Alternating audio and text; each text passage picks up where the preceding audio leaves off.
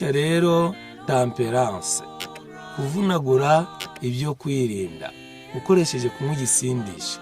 Mu migani 20 umurongo wa mbere aravuga ngo ushukwa n'izo nzoga ntagira ubwenge. Urumva ibyo rero iyo bita alcool y'umuntu ayinyoye yirukankira mu gifu, igifu ikayiterera vuba kuko kiyanga, ikirukankira mu mara mato, ikivangana n'izindi ntungamubiri, akagwa mu mwijima. Umwijima utinya alcool, nuko nuguhita rero iwujugunyira umutima.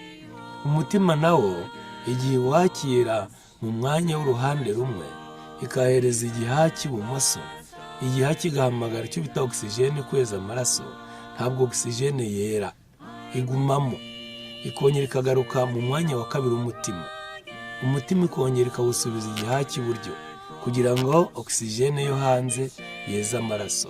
Alcool yo ntabwo yera, ikomeza kubana n'amaraso kugeza ubwo umutima wongera kwakira ya maraso yibwiraga ko amaze kwera, ariko alcool ye ikagumamo.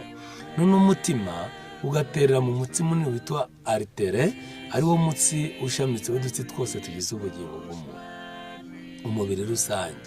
Nuko maze ya maraso uko yisesa mu mitsi no mu magufa no mu minopfu bikagenderana na ya alcool bibanye. Nuko kuko umutima utera inshuro 70 ku idakika rimwe, ugatera mu bwonko hejuru no mu maguru hasi, iyo ayo maraso yitekuye mu bwonko inshuro 70 ku idakika, ya alcool ibimaze kwangiriza ubwonko rusange. Utangira kubona icyo bita isindwe. Isindwe rikazana ikizungera, ikizungera kikazana gusenyagurika kwa twa tubindi twawe. Nuko ukimanza gusenyuka nta kabindi kabitse ubwenge, utangira gutekereza uhushanya, ubwenge shingiro ukabutakaza kuko ijambo ry'Imana yabivuze. Nuko maze ubwenge bwamara gutakara ugatangira gukora ibintu byitwa iby'inkozasoni. Wahagarara ukihagarikaho abantu bose barora. Ugomba kuryama mu muferege wibwira ko ari bwo burere bwawe. Ibyo urabikora kuko ubwenge bwawe bwangiritse.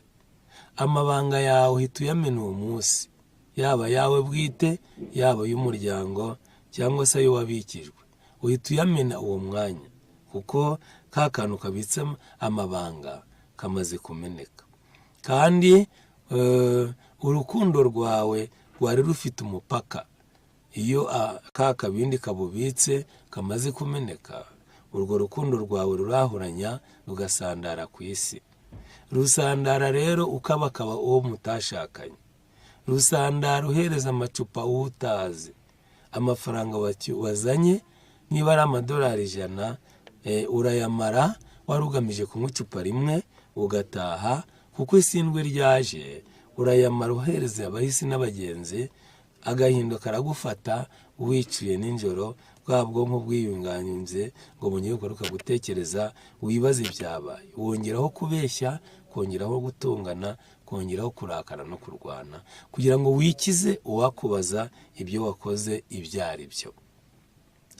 Kandi akabindi kabitse amagambo, niba wari kuvuga amagambo nk'ibihumbi 5 ku munsi, uvuga amagambo 50,000.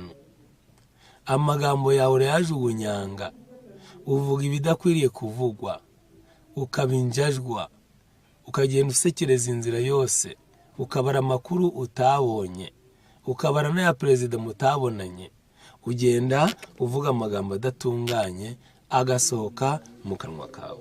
Niyo mpamvu mu gitabo cy'Abaefeso mu gice cya 5 umurongo wa 18 hatubuza cyane kunywa ikintu cyitwa igisindisha, kandi Pawulo yabivuze yahoranije 5:18 yavuze ngo kandi ntimugasinde inzoga zirimo ubukubaganyi, ahubwo mwuzure umwuka. Pawulo yarazi ko inzoga zikubaganisha, koko inzoga zirakubaganisha. Inzoga zirakubaganisha. Ukubagana kuri buri kagingo. Muri turiya tumindi 4 iyo tumaze kumeneka dusatuwe na alikoro usigara uri igishwarita ukibona utakiri umuntu.